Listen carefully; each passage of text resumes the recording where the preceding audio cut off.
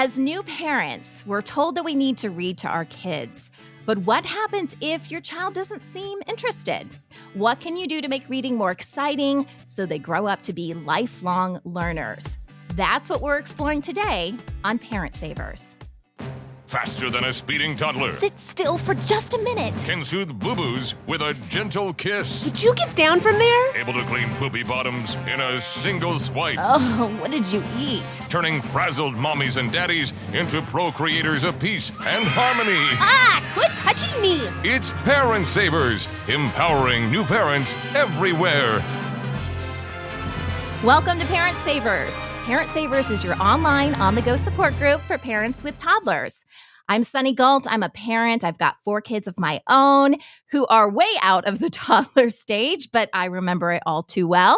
And we've got a great show for you guys today because we are talking about ways to encourage your children, your toddlers, and get them excited about reading. Now, before we get started, I would love for all of you listening to come on over, join the fun on our online community. It's called Mighty Moms. It's an online group. It's absolutely free. And that's where we let you know about all of our upcoming recordings for not only Parent Savers, but other New Mommy Media events. So our other podcasts that we produce.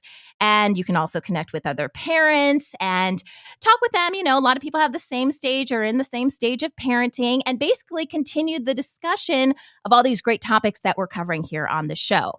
Now, if you want access to that group, the easiest thing to do is go to newmommymedia.com, click on there's a couple big blue banners. I think it says Become a Mighty Mom, and then you can sign up. And again, it's absolutely free. We also have a weekly newsletter that you can sign up for. It's also on our website. And of course, it is a great way to stay updated with all of our content. So we don't hound you with emails. I promise that. We send out a weekly roundup of all the podcast episodes that we release each week. And we just want to make sure things don't fall through the cracks because we produce a ton of great content here. Okay, now before we dive into today's topic, let's go ahead and introduce the parents that are joining us today. And guys, we have a full house, and I love it when that happens because then we get a lot of great input and ideas on the conversation and the topic that we're talking about today. So let's go ahead. I guess I'll just call on you guys. We'll go around the room and just say a little bit about yourself and your family. Let's go ahead and start with Heather. Hi. Hi, I'm Heather. I'm a twin mama to identical twin boys. They're currently 2 years old and in toddlerhood. We love getting out in our area and having fun and adventures. And I am the founder of Twin Mom Roadmap in 15 Minutes to Milestones. I love helping children learn, and I was a former teacher. Oh, I love it. I think we have a couple teachers on here. So that leads me to Amber. Hi, Amber. Welcome to Parent Savers. Hi, I'm Amber. I am a mom to a boy who just turned 3, and I have a little girl who is 15 months old. And I'm also a current teacher. I serve as a reading specialist in an elementary school. That's awesome. I'm so excited to hear what you guys have to say in today's conversation. And then we have Christine joining us. Now, Christine is actually the host of Parent Savers' sister show called Twin Talks, and she's also joining us today. So welcome, Christine. Hey, Sunny, and hey, everyone. Thanks for having me. Yes. Okay. So I have to say I have 3 girls, including twins, and the twins came first, and then I got to learn what it's like to have a normal, one singleton. We are definitely a household of girls. So my husband, he's learned how to be a girl dad, and he realized very quickly we need to get a dog, and so it is a male dog. He's the support. So yes, I'm excited to be here today. So thank you for having me. Wow, you guys are awesome. I'm so glad we have so many qualified and, people with different experiences, different age kids. This is awesome. A lot of twin parents, which is great. I'm a twin parent as well. So that's awesome. And Drew, I didn't forget about you. Drew is also our expert today, but he's a dad. And so I wanted to include him in this part of the show as well. So hi, Drew. Welcome to Parent Savers.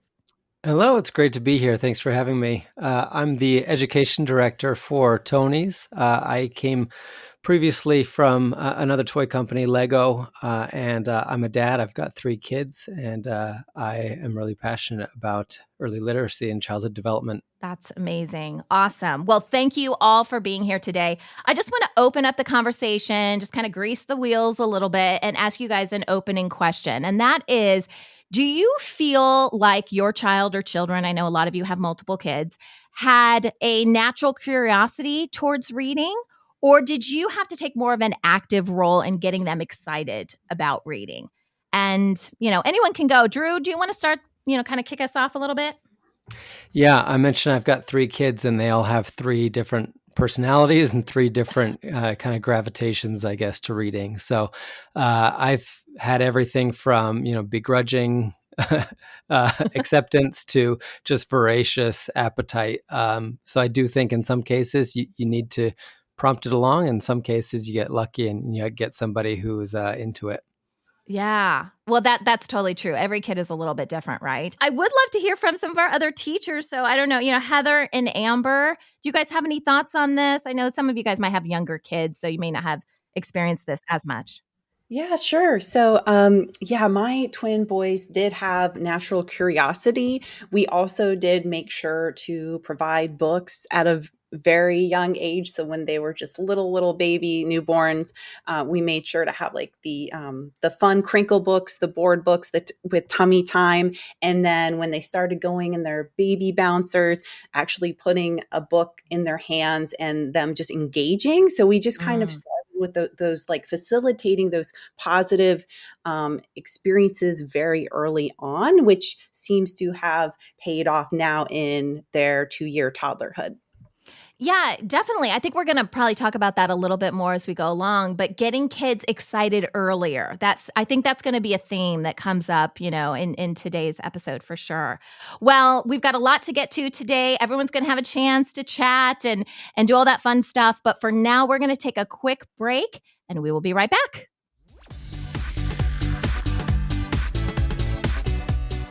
Today on Parent Savers, we are brainstorming different ways we can get our toddlers to be curious about reading and perhaps even start them reading before school. Wouldn't that be nice?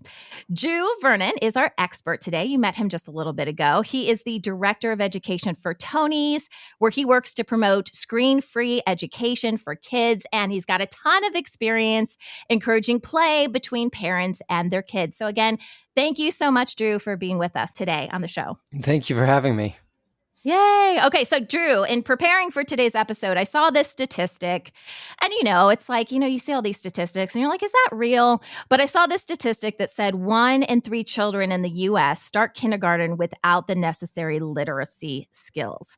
Now, you've been in this space a while. Do you see similar stats? Because that sounds pretty scary to me. It is pretty scary. And I have seen a variation of that stat, and I think a lot of it goes to the changes that the kids are facing today and the things that might be taking them away from reading. So it doesn't surprise me, unfortunately. And I guess that's part of our role as parents is to kind of steer them away from that other stuff, which I'm sure we're going to talk about today, and get them going on the right path. Because as we mentioned, before the break, it is about starting early, and developing habits. I think that's like the majority of parenting, right, is getting into like routines and, getting them excited about doing things that are good for them. So Drew, when it comes to reading, I've heard one of the best ways, and, I've done this as a parent as well, is to have them hear other books, things being read aloud to them, or even if, you as a parent can read to them as well.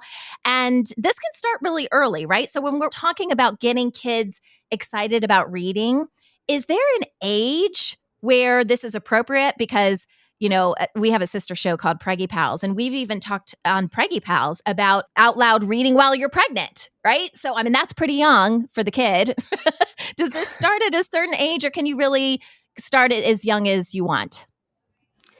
I think the important thing is just to start, and I don't know if it matters whether the child is still in utero. I haven't read the research on that, but what I do know is that the first step to literacy is listening to reading. So before children can, make out words on a page or even letters. They can listen to the sounds. And so if you have a parent or a storyteller that can read to you, then that's something that can get you started on that path. You said you had 3 kids, right? I do, yeah. So my kids are a little bit out of the toddler phase. I've got a girl who's 13, a boy who's 10, and another girl who's 7. Okay. So what was this like in your household, right? Because you've been in this industry a while and, you experience things just as a dad. So what was that like in your house? I think we've followed probably a similar path to many new parents where when it's your first one, it's easy because you can sit down, read to them at a very young age. Then number 2 comes along. And by the time 3 comes, you're a little older and a little more tired. But I would say it was a focus for all 3 of my children just to sit down to spend time with them. Kind of one of my side passions in addition to literacy is just parent-child play and promoting parents actually spending time with their kids. So I think reading serves multiple purposes where it helps the child learn how to read and also creates that connection between parent and child. Yeah, and that's a good point because with kids, it's not so much lecturing them about what needs to be done. It is encouraging them to do things through play because that's really their language of communication, right? That's kind of their world. And so if we can incorporate all these different things through play where it's, hey, it's fun, we're not scolding, we're not doing this kind of stuff, but we're interacting with our kids and it's more fun. Would you agree that that's probably the best way to go about this? I think so. Yeah. If you're forcing it, it's not going to stick. Every child is going to have their own disposition. So you have to work within the personality of the child and look for maybe different interesting ways to engage them. But I think it all has to be, without force. So, did you have any reading routines with your kids? I know you said your kids are all a little bit different. Same thing in my house, right? Every kid's a little bit, even my twins are different. What was that like in your house for reading? Was it like, hey, okay, you're going to, brush your teeth and do all that kind of stuff, and then we're going to have a bedtime story? Or did you do something a little different? Mostly for me, the routine is just that you got to do what I call like the vegetables before you get the hot fudge sundae. So if you're wanting to watch a show, if you're wanting to play Nintendo, have a limited amount of screen time, it's going to come after those other activities, and that's really what I found to be a good motivator. Is if they weren't inclined to do it intrinsically, sometimes the carrot, or the reward of something else might help them, get through it. Yeah, that's a good point because, like I said, my kids are a little bit older now, so I deal more with screen time and all that. And usually that is the reward. You mentioned screens, and I just talked a little bit about screens. So let's bring in the evil screen monster and talk about that a little bit, right? Because this is a reality. This is a reality for a lot of parents. And, not to put anyone down because this is really easy to do, but I can't tell you how many times I'll be out in public and, a mom and dad will try to be, let's say, have a dinner together or whatever. And there's a screen in front of the kid because they really don't know what else to do. So this is a reality for parents. And there are programs, right? There are different apps and things out there supposedly are supposed to be helping our kids to read, to get excited about reading, and it's done through these different types of screens. So for you, I guess both professionally and as a dad, what are your concerns there with screen time? I think professionally, as I mainly see the fallout from too much screen time. I think even since the COVID pandemic from 3 years ago, the world has changed. Yeah. I talk to a lot of educators. I talk to a lot of parents across the country. And what I'm seeing more and more is that there's an increase in social anxiety. There's an increase in attention deficit disorder. And I think a lot of it comes with the correlation of the increased screen time. So I've seen a couple of different sources saying that children, particularly age 2 to 5, are watching screens anywhere between 25 and 50% more than they were pre-pandemic. So that means that, when the world shut down, we all went to screens, the schools were shut down, we all started working from home. We're through that period, but our bad habits have remained. And I think we're just beginning to see the negative effects of that. That's on the professional side. On the personal side, I see it as a parent myself. I put my children in front of a screen to get some work done or to get some peace and quiet. The longer they watch, the worse their behavior gets and the harder it becomes to remove them from that screen without having some sort of tantrum or angriness. So I see it both sides, and that's in part what fuels my passion for providing other tools and methods for engaging and entertaining kids. That's so true. So many times, especially if my kids have been on the computer a little bit longer than I would like an alarm didn't go off or I didn't hear the alarm or whatever happened. It's like it's hard to get them off and then they're mean. You know what I mean? So I totally get what you're saying there. By the way, that was a beautiful segue into my next question, which is alternatives to doing screens and apps and things like that. So, Drew, you're with a company called Tony's. Tell us what Tony's is all about. Yeah, so Tony's is a relatively new company. Actually started over in Germany in 2016. It was founded by a couple of dads who met on the board of their children's preschool, and they noticed that the teacher was still using a CD player to play songs and stories. And they thought, CDs are pretty old technology at this point. They scratch and they break, and young kids can't really operate them independently. So that's the inspiration of the Tony box, which is a 5-inch cube. It's like a speaker cube that plays songs and stories and any type of audio content by placing a Tony figure on top. So it's designed so that a child can do it on their own, even at a young age. It's tactile, and they can put it on top of the Tony box to begin to play the content. And the other great thing about it, which I would argue is it wasn't fully understood until after COVID, was they made this without a screen. So all of the navigation, all of the interaction is done without having the visual stimulus to stare at.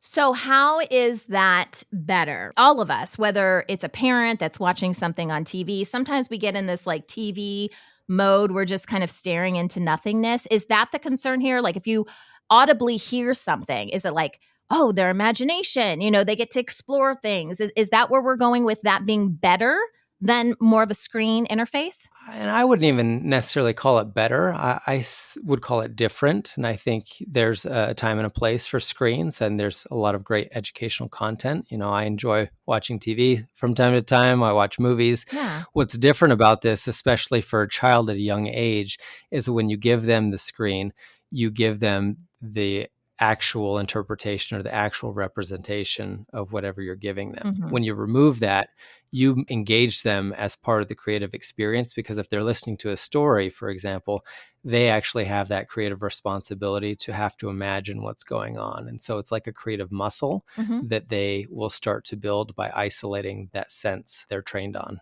Okay. And are they just listening, or is there any interactivity with the stories as well? We offer all sorts of different audio content. So it might be a story like a fairy tale. It might be a mindfulness exercise, breathing, or meditation. It could be like action songs, or kind of like a call and response, like Blue's Clues or something. So depending on the type of content, it is interactive. And the navigation, as I mentioned, is all tactile. So having to actually manipulate the figure, put it on the box, pinch the ears for the volume, and then you can actually navigate the tracks by, tapping the sides of the box as well. So it's a fun multi-sensory tool. That is awesome. And I know we have some of our moms that are on the call today. They have some experience with this. So thank you for the overview. Drew, we're going to take a quick break. And when we come back, we're going to bring our moms back into the conversation and continue to talk about our toddlers and how to encourage them and their love for reading. We'll be right back.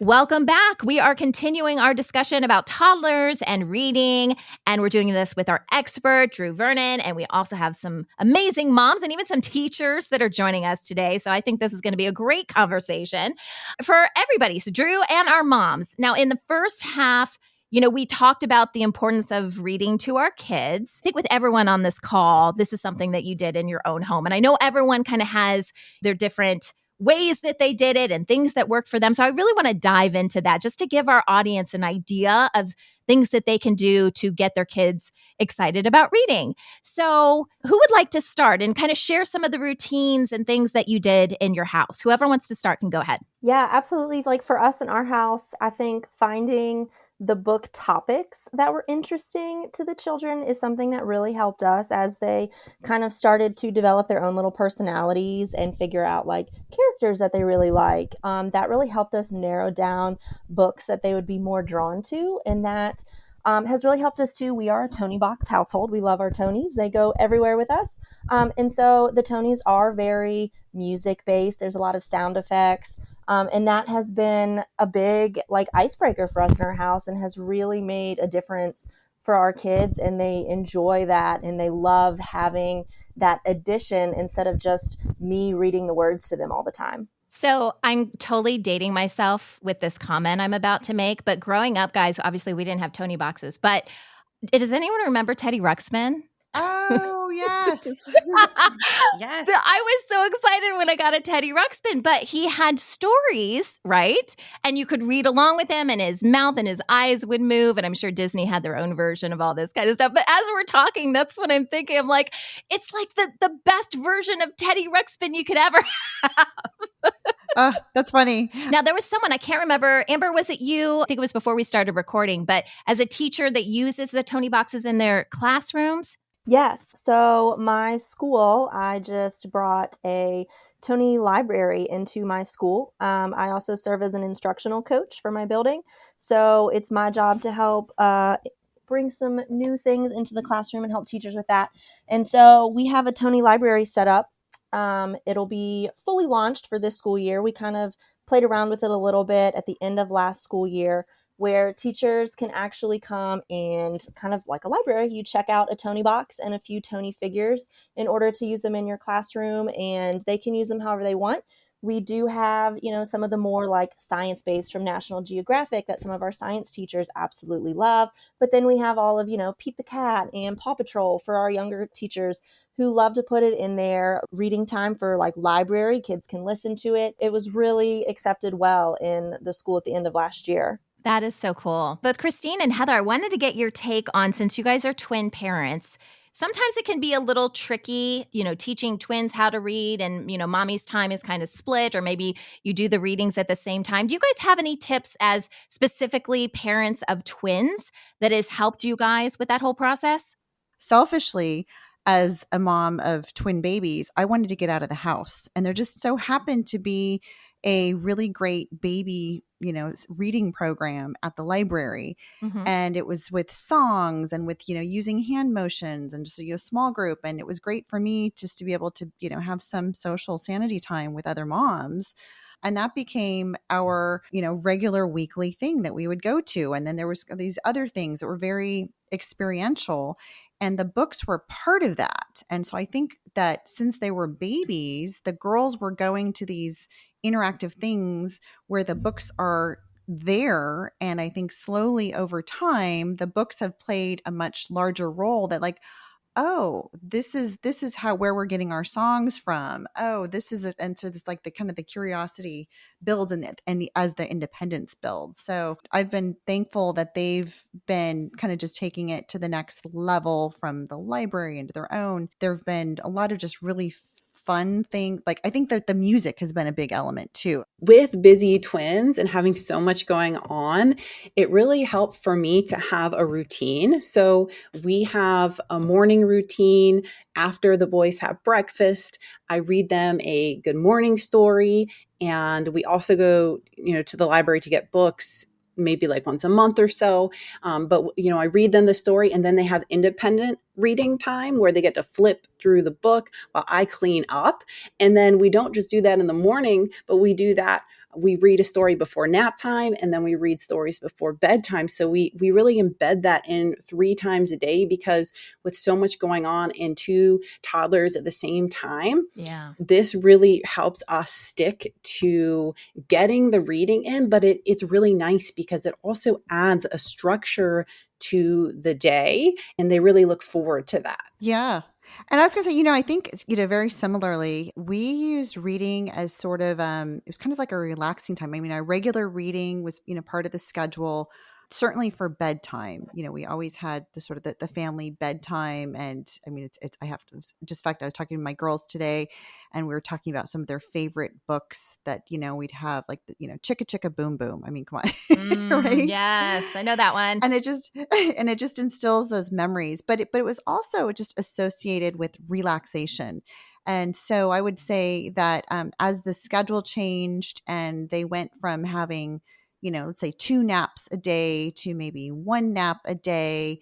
And they were, just starting to understand that, okay, maybe they don't have to sleep, but it's just sort of a quiet, relaxing time. We'd make sure that they'd have, books in their room. They could also learn to self-manage and entertain themselves. Mm-hmm. So I think it was a really great tool in that regard, just to helping me have, the time and kind of keep schedule and helping them transition as well. Yeah, for sure. Well, Christine, you gave me an idea, and I know we need to wrap up on time here because we've been talking for a while. But as we kind of wrap up today's episode, I would love for the moms and Drew, as a dad, you are the token representative of dads today.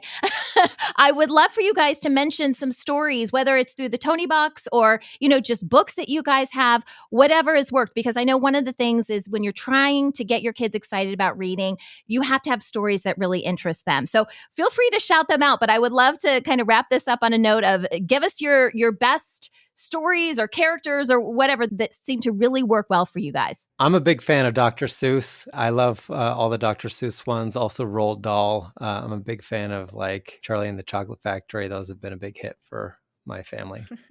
My children especially love The Farm. So one of our favorite good morning books is Good Morning Farm Friends. Aww. And I also really recommend 10 Little Night Stars for bedtime. Okay. And if your kids are into sensory, like touching books with sensory, I recommend the See, Touch, Feel books. Well, I don't know about kids, but I love those feely books.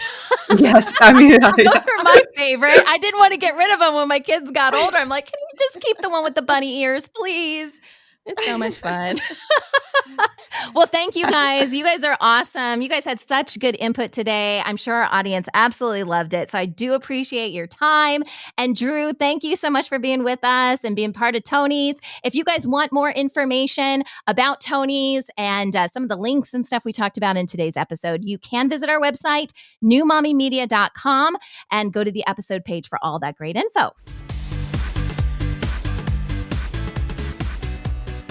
That wraps up our show for today. We appreciate you listening to Parent Savers. I hope you guys had a lot of fun on today's show. I know I did. Don't forget to check out our sister shows. We have Preggy Pals for expecting parents, The Boob Group for moms who breastfeed their babies, Twin Talks for parents of multiples, and Newbies for those going through this whole parenting and motherhood thing for the first time. And it kind of covers the first year of life for you and your baby. But this is Parent Savers, empowering new parents.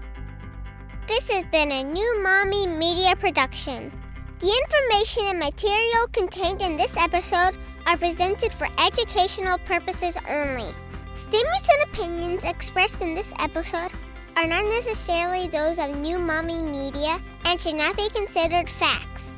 While such information and materials are believed to be accurate, it is not intended to replace or substitute for professional medical advice or care, and should not be used for diagnosing or treating healthcare problem or disease or prescribing any medication. If you have questions or concerns regarding your physical or mental health or the health of your baby, please seek assistance from a qualified healthcare provider.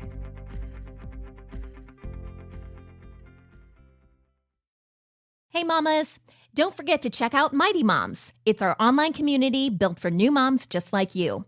Not only can you connect with other moms, but you can also join us backstage for special mom-only online events. And you'll also be notified when we're recording so you can join us as a special guest. Visit our website, newmommymedia.com, and click on the Mighty Moms banner. It's free. That's newmommymedia.com. See you there.